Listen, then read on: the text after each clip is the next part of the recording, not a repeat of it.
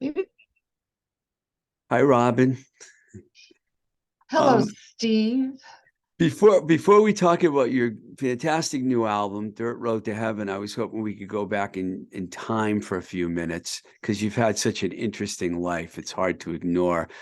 Can we start by talking about your childhood? Because I know you grew up in LA, and I know your father, Ken Lane, was a very well-known musician and songwriter, and I know your mother was a model. Can you talk about what it was like growing up in a household like that? Um, um, yeah, it was very LA. Like, no, it was, you know, I, my brother and I brought ourselves up pretty much when Oh, we look back. My mom was off doing other things, and my dad was always busy. And plus, they got divorced when I was pretty young. Um, but yeah, there were a lot of interesting people coming in and out of our house. And as far as my own little life as a child, I was always trotted out to sing songs, and then shooed back. That's, the kids weren't around too much. Yeah, my father played piano a lot, and it was a very colorful household for sure. where in LA did you grow up? Um, well, mostly in Encino, Oh, I but know um, Encino. yeah, the Sherman Oaks too. Sherman Oaks and Encino. I used to live on Rubio and Ventura in a guest house. Rubio and Ventura. Right. Okay. Yeah, Rubio. Oh, my friend lived on Rubio, my best friend. There was a diner right at the corner of the street, and I would go You in mean there and Dupar's? yes, yep, exactly. Dupar's. Yep. That was the best. That's where everybody went after um high school sock hops and all that. And God, that was fun. And we didn't know how much fun we were having, you Did you know. go to Encino High School? No, there was no Encino High Oh, School, it was I didn't, Birmingham. I didn't know if there was or not. Yeah, have you heard of Birmingham High School? Not Got so many really. people with it. And I went to Birmingham and Van Nuys. Van Nuys, Marilyn Monroe went to Van Nuys High School. Wow. Birmingham had Sally Field, my neighbor, Cindy Williams, Leland Sklar, Wow. Michael Milken, the junk bond king, Mike Ovitz on the bus. Mike Wow. Ovitz. I didn't, these were like people that I would see all the time, and some of them I knew. But in the old days, like, yeah, Birmingham, and Birmingham High School had once been a military, not a base, but a hospital. And that's where they did that movie with Marlon Brando. Oh, do you know the movie I'm talking about? Oh, that's your kitty. I was looking at seeing your kitty, and I thought it was my kitty. Yeah, And that's I knew my Kim. kitty He wasn't in here. Cam is like wants to be in the video apparently. This doesn't always happen, but occasionally Oh, he gets interested. very good for him. So that's really exciting to The grow up Young in. Lions, I think. Yeah. Was it the Young Lions? Marlon Brando, he was a quadriplegic in the hospital. Wow. Johnny got your gun. It was Dalton Trumbo. Do you know these people, these names, like from past days in the entertainment business? I know them a little bit, but not enough to like get too deep. I know Okay, that's Marlon okay. That Brando, I of don't course. know them. I'm just like dropping names right For a now. little while, I actually worked at a record company that was right on Ventura Boulevard. It was when I worked for a metal label, Metal Blade Records. They were right on the Encino Sherman Oaks line, and that's why I got an Wow. apartment over there. But I was living in there was a filmmaker named Clark Palo. He was involved in The Hand with Michael Caine and Going South with Jack Nicholson. He had passed away, but his widow had an estate. And I knew her son-in-law because he was a record producer. And he asked me if I was interested when I was living down in Marina Del Rey because I had to move, if I Yeah, wanted to live there. And I was right. like, I went and looked at it and I saw the pool and the jacuzzi and the estate and the Jacksons lived across the street. I'm like, all right, I'll live here. They were on Havenhurst. Yeah. The I other, bet you, if you went to Gelson's, you could run into them. I always right. saw them there. I cannot talk about your father for more than a minute because, a lot of people are going to say, why didn't you ask her about Ken? Because I know he wrote some pretty famous songs and he worked with Dean Martin, right? Yeah, Frank Sinatra first, Dinah Shore, Eddie Fisher, all those types of people. And then, yeah, once he was working with Dean Martin, that kind of stuck till the end of their Because time. there's a famous video on YouTube that you can see with your dad and Dean Martin in the video. There's tons, Yeah, yeah. Well, there's tons. one someone sent me the other day when I said I was interviewing you, and they like sent me the video. Like, do you know about her father? And I'm like, yeah, Do I've you, heard about him. is it the one with Jonathan Winters? The guy that's famous for being a drunk. Why can't I think of his name? Oh, he comes in. Jonathan Winters. It No. wasn't. It was a different actor, and I'm sorry I can't recall his name. But he comes in and he's all drunk doing his drunk routine. And Dean Martin was always drunk, so Kind of fake. yeah, fake drunk. So I know you started playing at a young age, and you said you sang around the house. Did you actually start playing out at a young age? Oh no. And I was really, I didn't have any confidence as a young person. Well, as a teenager, I did, but then later on, when I started meeting all the really cool musicians over the hill 3 miles, into Hollywood and Sunset Strip, I just was like in awe of them, and I could barely croak out my voice, but I did. I learned a few songs and sang them. Um, uh, no, I didn't write anything, and I just kind of played around the house with my brother, Everly Brothers tunes and stuff. So by the time the late 60s came around, because of course I have to ask you about the Neil Young album that you were on, Everybody Knows This Nowhere, which is one of the greatest albums ever, in my opinion. And Were you already on the scene? How did you hook up with Neil to play on his record? God, you should read my book. Of course, it's only partially been written. And now I tell it when I go out and perform. I just tell stories. But I at one point became friends with my friends and I used to go over the hill and crash all the parties, in the Hollywood area. And one time we went to this party and there was this guy named Danny Whitten. It was his house, and he was a shindig dancer, Shindig the show. He was an actual dancer on that show, Wow. and he was really nice. And I smoked my first joint there, paralyzed with fear for about an hour, but that didn't stop me smoking it. Anyway, then later on, about a year later, he invited me over to a house he lived in on Laurel Canyon. And he was in a band then called the Rockets. And it was Billy Talbot and Ralph Molina and Danny, and they Crazy all, Horse. Yeah. well, they were Rockets at the time, and they played this music. It was this house that was about to fall off the cliff. It was like a really old house, and everybody slept there, on the floor, on mattresses, or in the bathtub. And so the Rockets played this music, and it was like, I was like, whoa, what is this? Because it was like probably the first garage band Mhm. ever. And I didn't have an ear for that then. It was like, it was a cacophony that went all across the canyon. And then they sold pot, and everybody came to buy pot for them. And then that's how I met Neil, because he came over.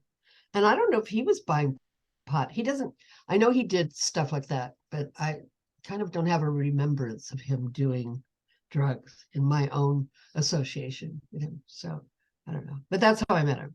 Did he hear you? Did he hear you sing? I mean, how did you He- end up on Round and Round? Okay. So he came in with this really cute girl named Autumn, and she was a dancer.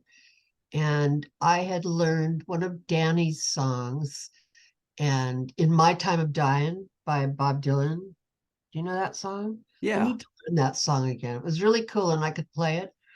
So I'm sorry for I've been kind of sniffling. I was playing that song, and at that point, I guess like girls with guitars weren't that available. It was mostly guys and girls sitting around watching them. And so right in the middle of everything and in front of his date, he said, "Want to go for a ride in my hearse?" So I did. I went, okay. I went for a ride in his hearse, and then we got to be friends. And then he taught me that song, and I sang it. And I won't go into more than that. That's Right. cool. That's good. Yeah. Well, there's a lot to talk about. In the 70s, you moved to the East Coast and you eventually ended up in Cambridge. I mean, probably was a golden time to get there. What made you move to the East Coast? I never felt I belonged in LA. Well, after the whole Laurel Canyon experience, and couldn't really fit in. I was just like, I don't know what was wrong with me, like ding, ding, ding, ding, ding. But because there were people there that were cool. But I don't know. Anyway, I moved to the East Coast because I'd met some musicians from the East Coast. And I felt like what I pictured to be the green ocean of the Atlantic was more to my speed than the California. Everything is mellow, man. I just never got that. And I would always drive people crazy because I'd say like everybody's not a beautiful person. Like, what do you mean get mellow? Like I was just like in a way out of my element, although I tried to fit in desperately. But so on the East Coast, though, there was room to grow. You didn't have to be a somebody already. You didn't have Right. to hop out of bed and be a somebody or be wicked talented. And, in the area of New England and Cambridge, you could just go play and be bad, and that was okay and develop. And I thought it suited me very well.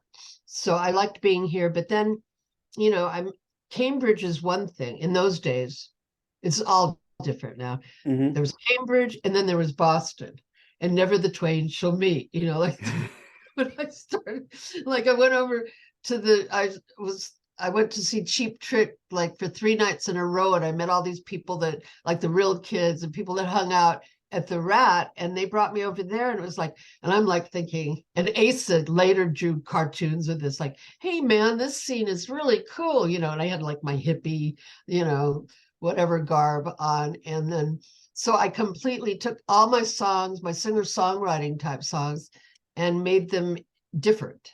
And I started this band.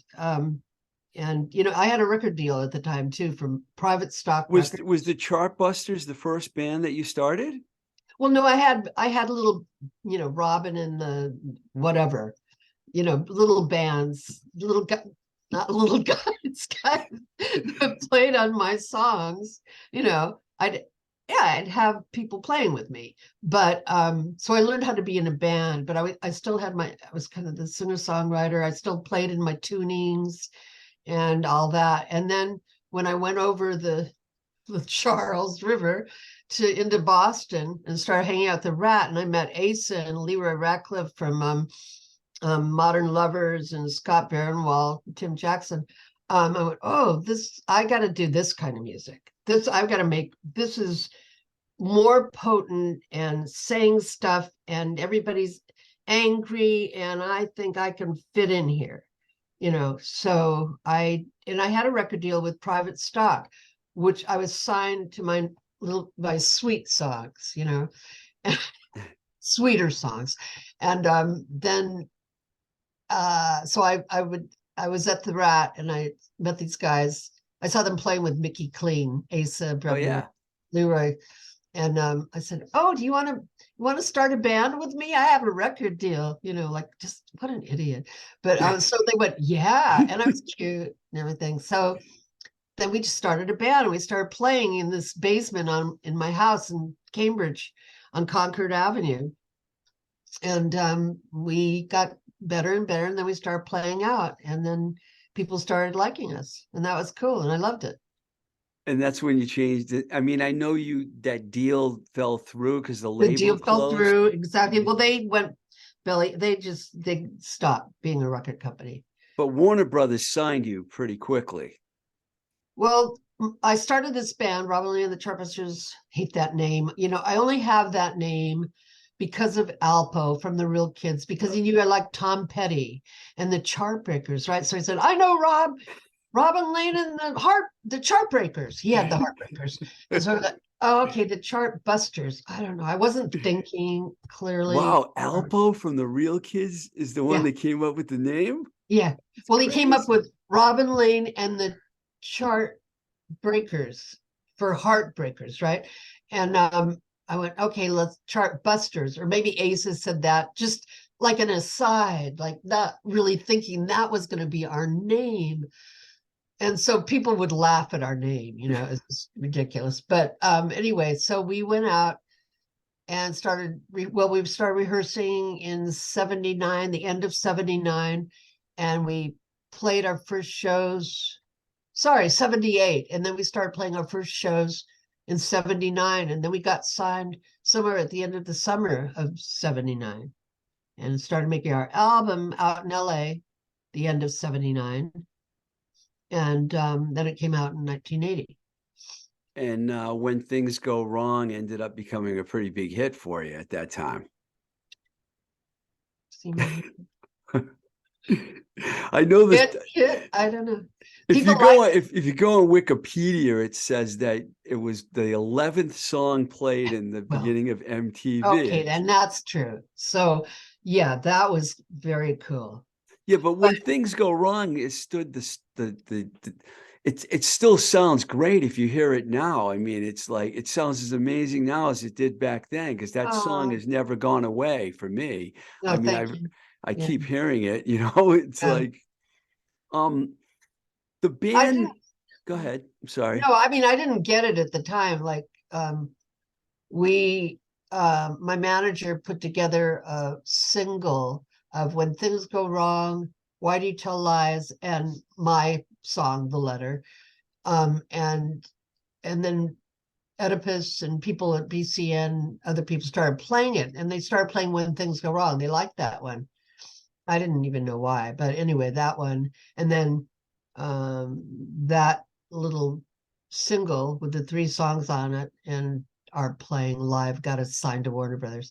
And then, yeah, and then so that was right at the beginning of when they were making videos. And Yeah. these 2 guys, I think they'd been actors on Love Boat. And they made a really good video for the Pretenders, Brass and Pocket, which Yeah. was cool. But then ours, because we're in Boston, they wanted to have it be in this other time and have the Constitution in it, and so we went along with it. But then we saw the video and we were like, oh geez, we're not cool. But whatever. It probably seemed like a long time then when you were together, but technically at that time the band wasn't really together for that long. Was it like No, we weren't together long at all. right? So that was pretty amazing. We played, we became pretty big in Boston, or New England even. And then all of a sudden we were making an album in LA with people that really didn't get our kind of music, I think, so much. Why do you think the band didn't last very long? Well, okay. In my opinion, well, it's not just my opinion. I got pregnant. That's a good reason, probably, right? It wasn't I mean, I was going. That was not going to stop me. But I felt like I don't want to get into personal things, but anyway, I was going to have this baby and I was still going to do my music as far as I knew and was concerned. But that kind of stopped everything in its tracks. And at that time, it doesn't anymore. No. But you couldn't be rock persona with a pregnant belly, I suppose, in those days, and then carrying a baby. What the heck? So I would hear these things from my publisher and different people. Oh, once a woman's had a baby in this business, she's done for. She's over. Oh. I'd hear that and they'd walk away from me, and people wouldn't even talk to me anymore. They thought I was giving up my career, and I did. That did kind of stop the phone from ringing and me continuing on a label getting out there. And I was writing songs all the time. I still had a million songs, which I still do have, those songs that never got released, you know. And so I don't know that. And also because it was really, they probably thought I wasn't doing everything they wanted me to do, the record companies and all that, because, you know, and it's my name. So every day when we were out on the road, I had to be doing interviews and all this stuff. And it was exhausting. It was exhausting being on the road, which thankfully we were, but we were, they had us on this tour where if you had a day off, you drove like from Michigan to Florida. You know, so it was like kind of grueling. And if the other guys, if it had been a band name, then maybe they would have been being interviewed too. But it was mostly me, and I really didn't have anything to say in those days. I have a lot to say now. But Did you, when you went on the road, did you do club tours? Or yeah, did you clubs, and we played. Go ahead. I was going to say, were there notable tours that you did, or was it mostly just club tours? Oh no, clubs and tours. I mean, we played with Split Ends a lot. Oh, really? The Finn Yeah, brothers. we loved Wow. them. And then we played with this other band who we thought were great, but they hated us. The Undertones. Remember the Undertones? Like, what From about, Ireland. yeah, or Scotland. Wait, my perfect cousin. Right. Was that Ireland or I thought they were Fairfield Shark? Irish. Maybe they were Irish. I don't know. Get those two countries mixed up. Sorry, I don't. But Feargal Sharky. And yeah, so their crowd, we would play big places like the Fillmore West or something like that. Big auditoriums. Why do you think they didn't like you? Because, well, here's so within San Francisco, we're playing one thing, we stopped in Louisville and we went to this place where Elvis had given out Cadillacs, and they had clothes there, and they had these really cute gold lame dresses, short and like with the chains in the middle. And so I got a dress, like, you know, I put on my dress, my little gold lame dress with my red boots, and we came out and we were doing our songs. And their crowd was just not, you know, me, and doing our kind of songs. And they were screaming at us, pop stars, get off the stage, you know. And then later it was like we were at the whiskey opening for them. And this guy was grabbing my mic, and all of the record companies were there. And they were grabbing my mic and you suck. And then I was grabbing the Wow. mic back and saying, like, I've got a right to be here, like getting a big fight with this guy, like, and other things. One time this girl was pelting me with lemons and ice cubes, and I jumped off the stage and chased her. So That's kind of, I don't know. you had to So deal there with was a punk rock crowd. You dealt I with a just punk rock crowd, basically. really, they were spitting on us and everything. And as much as I kind of wanted to be part of that scene, I like when my manager says, like, give me a break. She wasn't a punk. You know, I came from like this kind of folky background, and it was always in my songs, like that bird element, you know, the birds, Right. guitars, and it was just not really punk and nor anything. And I hate labels anyway. So I'm surprised that they put you out with the Undertones. That seems like an odd pairing. okay. Wow. So the agency that we were with was FBI agency, which Yeah, was yeah. Ian Copeland's, who Yes. I adored, and John Huey, and they ran that. And so, I mean, in my mind, they could do no wrong, but that was probably a mistake. Yeah. But that's who they handled them, besides the police. And then, you know, so we got paired with those people. But Split Ends was good. That was a good pairing. New Zealand? Are they from New New Zealand? Yeah. Zealand. Yeah, they had a couple of they had a little good run going there for a while. They So were more awesome. more your speed, I would say, in terms Oh, they were fantastic. God. Yeah. While all this was going on, was your popularity really huge in the New England, Boston I would area? say so. Yes, definitely, definitely, definitely. Um, and even some other parts of the country too, where we could draw people in. But I think all of those things, me jumping off the stage, whatever, you suck, and stuff, and then me getting pregnant, and also being kind of disinclined to do all of the interviews. I would do them, but I just was like, it was too much. I kind of was a little bit falling apart, but so were other people. But if you Right. had the sales, then it would have been okay. But we weren't selling enough albums for me to continue as well. So there's that. That's a big part too. And then, after you took a little, I don't think you took a very long break because you started releasing some solo records and doing some solo stuff years after that, I right? didn't take any break, to tell you the No truth. break. I didn't take a break. I had a baby. I was writing songs, and then I was out playing again. And Bill Flanagan, he Yes, the had this writer. band that he knew called the Shake. So the Chartbusters broke up, and he had me playing. Well, he suggested I play with the Shake, which I did, and the Shake and I went over to England. We played there a little bit, and then came back, and then I picked up with the Chartbusters again, and we were playing out, but no record deal. But we had all these new songs. There's a whole era with the Shake. There were all these songs with them. Then there's a whole bunch of songs with the Chartbusters, kind of leading into.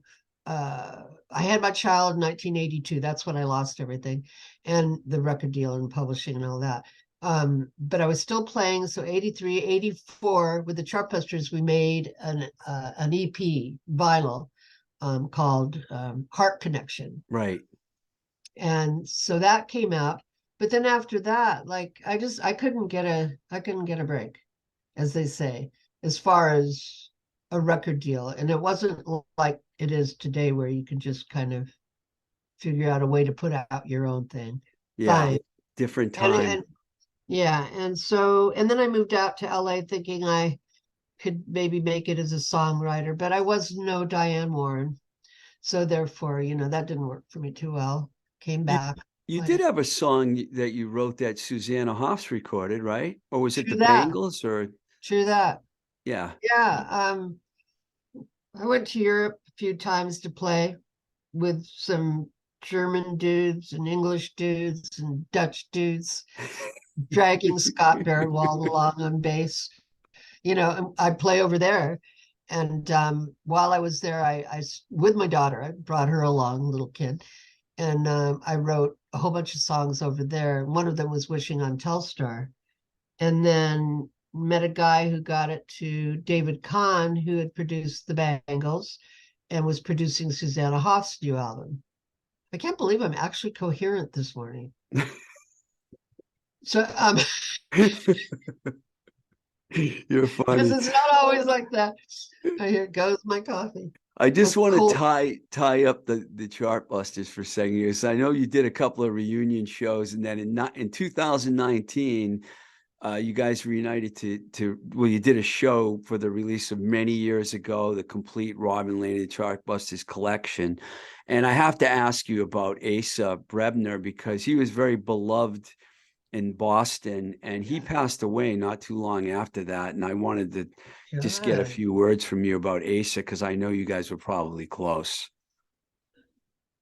Well, I'm just going to backtrack a bit. In the mid 90s, I had another album come out called Catbird Seat, which was actually on the cover of Billboard magazine.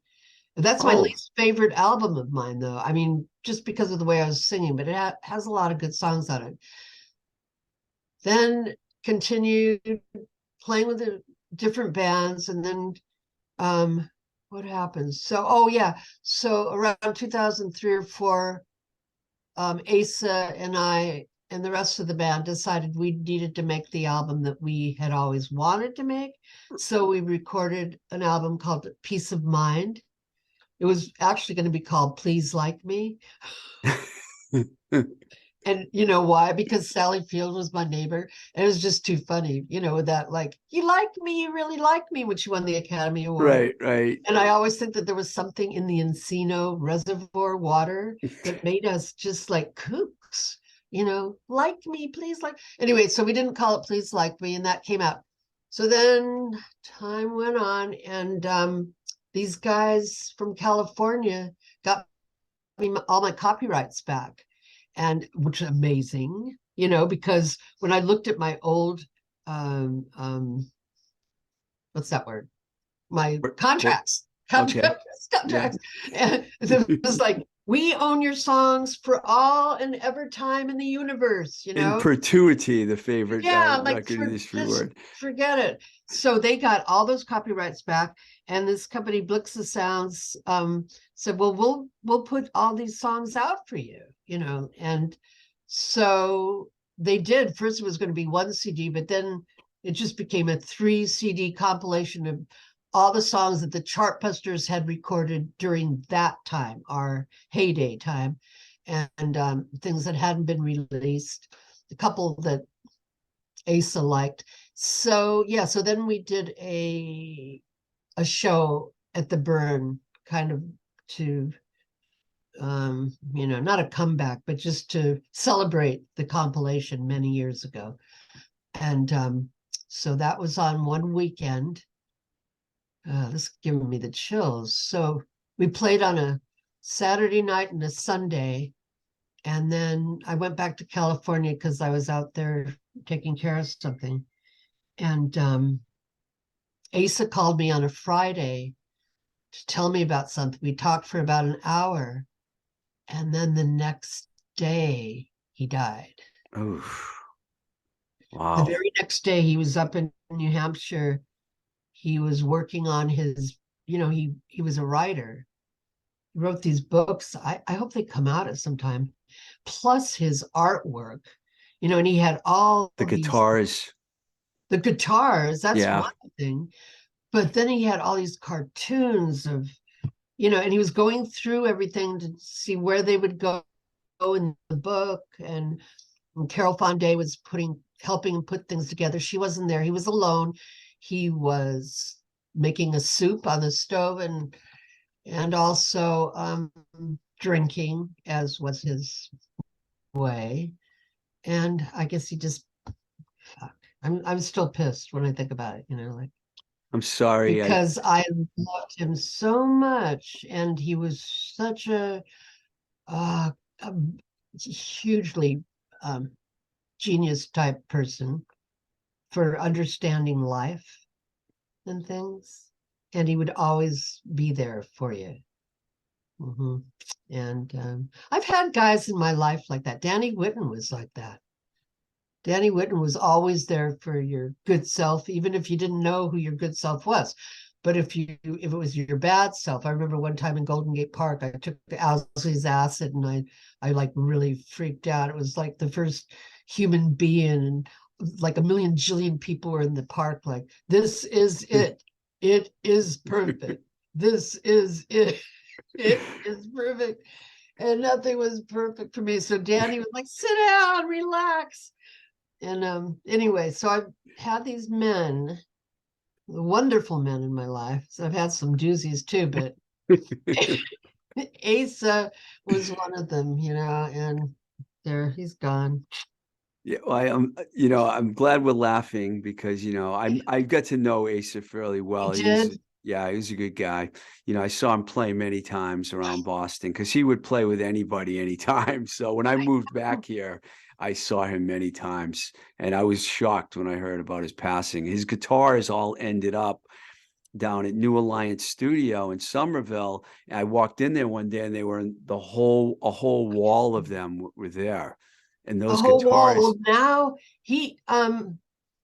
I guess he took a bunch over to Joe Spalding, Josiah Spalding. So now they're at the Wang Center, that's great. and Josiah Spalding's doing this whole Americana thing there. And actually, I'm going to be playing there at the end of, when will it be? May sometime, as a commemoration of Asa, for Asa, really. And it's going to show all of his guitars and other things of his. And then me and my band will play there and tell stories and all that. So it'll be a great time sometime in May. Hope you can come. It's an invitation only kind of thing, but we'll make sure you're invited, Steve, since you. I'll talk to Justine Kovalt. Well, she got to be in on it, don't she?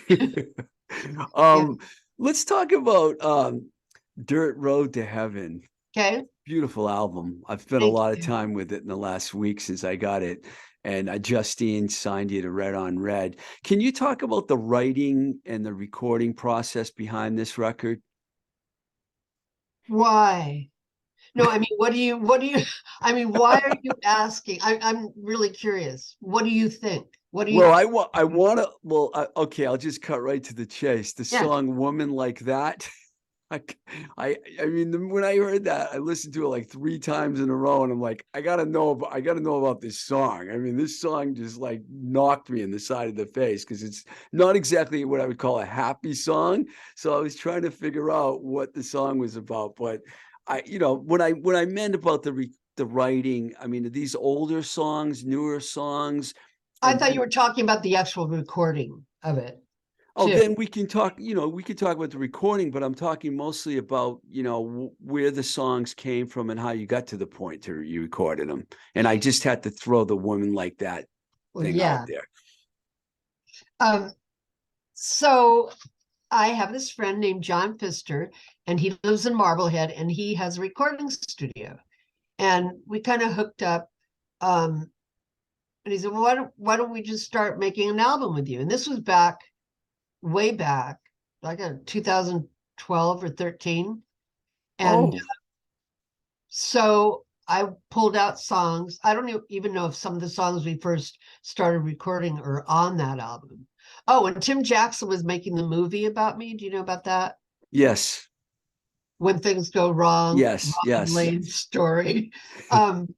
We went there with different women, Linda Vians, Emily Grogan, Marnie Hall, and we recorded some songs there for the movies. So he was filming it at the same time.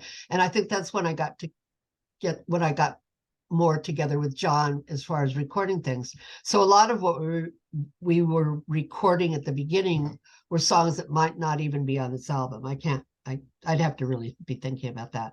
But as time went on, now I'm out in Western Massachusetts and he's in Marblehead. The studio's in Marblehead. It's called Ringo Studio. And so I would have to drive there to record. And that's what I do. But it took a long time, because I was doing other things. So I'd be there and we would be recording these songs. So Woman Like That was written a while ago. But I kind of don't want to talk about that because what if that person heard? And I have told the story so many times. I didn't ask you who the song was about. Okay. I didn't want to bring that part of it up. All right. It's such a nice song and it's really sweet, and I would never hurt anybody's feelings. But when my daughters saw the I'm just giving it away, whatever. I'm bad, or my bad. Whatever. My daughter sees the video and she goes like, "You're so mean, Mom." But when things happen, you need to write a song about it. That's my whole motto. I don't think I'd be alive if I didn't write songs. And on the other hand, there were certain points in my life where my guitar would taunt me and say, like, you better write a song, you better pick me up again. And so I did, but I really think music is just beyond healing.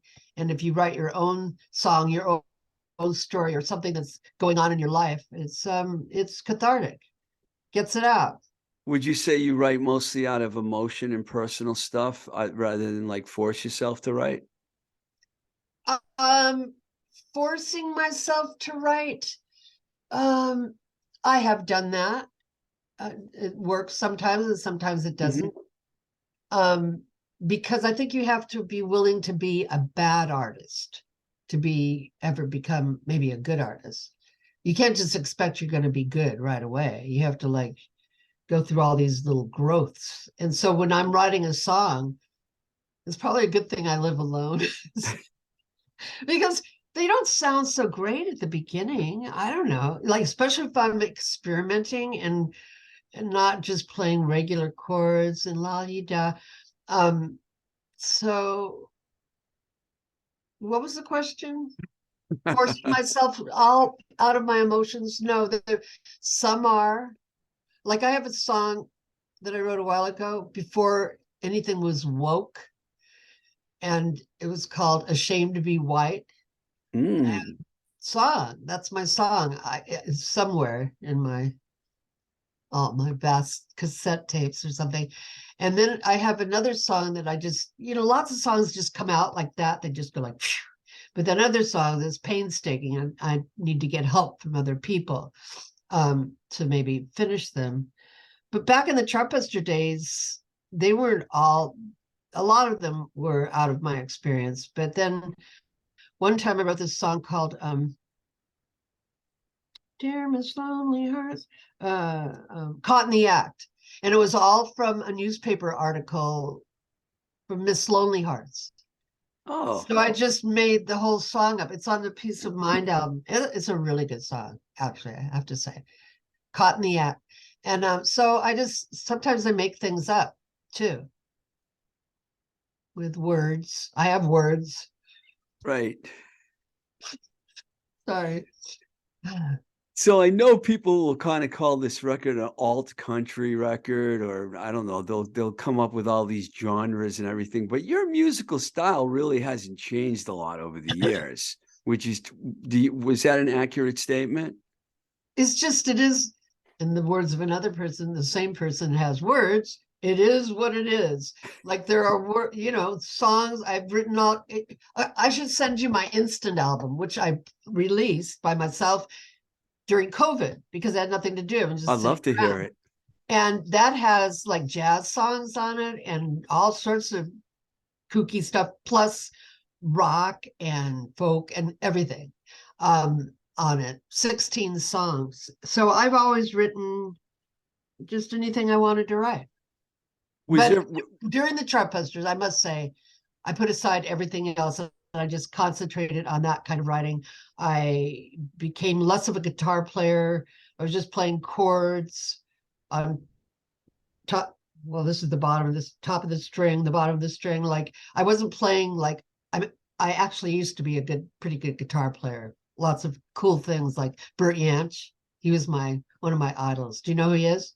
no, Bert Bert Yantz. Jansch, Jansch. Okay, yes, Bert yes. Jansch. Neil Young loved him too. A lot of people. He was in that. He was in Pentangle, that band. Pentangle. Wow, that's But obscure. Bert Jansch was anyway. So I played really cool guitar, but I gave that all up because I wanted to be no bent strings in the Chartbusters. Asa did his thing, but it wasn't blues oriented at all. So I did do a certain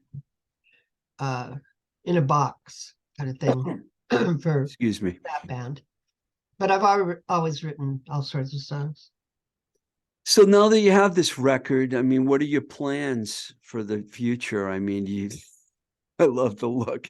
People out there listening, you got to go to YouTube and watch the expressions because RobinLane has a variety of great expressions for us here. My plans? I don't expect you to go in a van and tour the country or anything like that. I mean, just, Oh, if there was big money behind it, that would be great. But no, you can't do that in a car or a van and at this point. But I would like to play all sorts of places.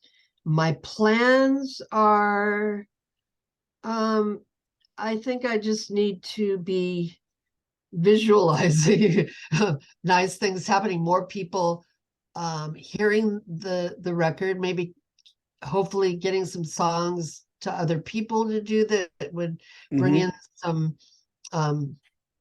money, so that I can continue writing songs and doing the workshops that I do and all that. The manifestation journal. So those are my plans, to manifest try to manifest like more people knowing about this album. And okay, here's a plan to make another album because I've got all more songs. Beautiful. Yeah, with John Pfister, who co-produced this album, and actually, as far as all the sounds and everything, he's responsible for a lot of that. I mean, all of it really, because I would do, you know, some people in the studio, you do a guitar part or two, and then that gets on the song when you're mixing it. But he kept every little guitar part I did, every like he'd have like 30 parts, and he'd put them together. He was really good at that. I go, wow, you know, but I couldn't take it. I had to get out of there. Drive me nuts. But not if you smoked pot. Then it was really cool, and you could get into it more that way. And I'm big on smoking pot these days. I never was before, but Me too. Oh, really? Oh, yeah. It helps so much. You know what? I'm teaching this this course called The Artist Way, and I was trying to put it together. I hadn't smoked anything for a whole week. I taught it last night, and it was just so hard to pay attention to the sequencing. And I went, oh, I know, let's smoke some pot. So I just had some pot, and it made everything less confused. In the old days, somebody would hand you a joint and they go, here, want to get confused? And it would be confusing. You'd be like, whoa, whoa, whoa. But now it owns all of that stuff that's in my brain. And for you too?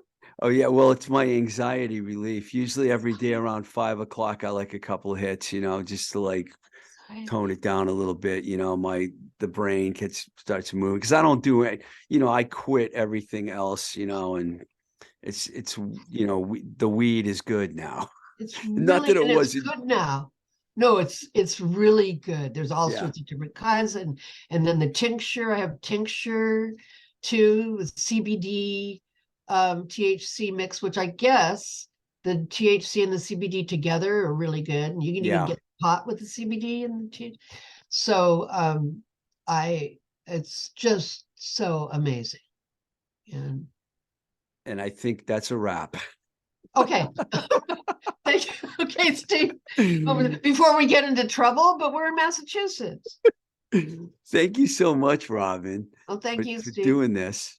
Yeah. And, you know, Come I to a wish you. show, or call me or get in touch with me so we can get you into a show. We're playing at the Burn on April 8th. I would April love 8th to at see the you. Burn. Where do you live? I'm in Worcester County. Worcester. Well, we're playing it in Shirley at Oh, the what's that club in Shirley? there used to be a club there, March right? 10th. Wow. You know, the Bull Run. That's a famous club. We're playing there on March 10th. Come on down. Like Ernie Bach. Come on down. You're funny. Thanks a lot. Thank you, Steve. Bye, Have a good Robin. day. You too.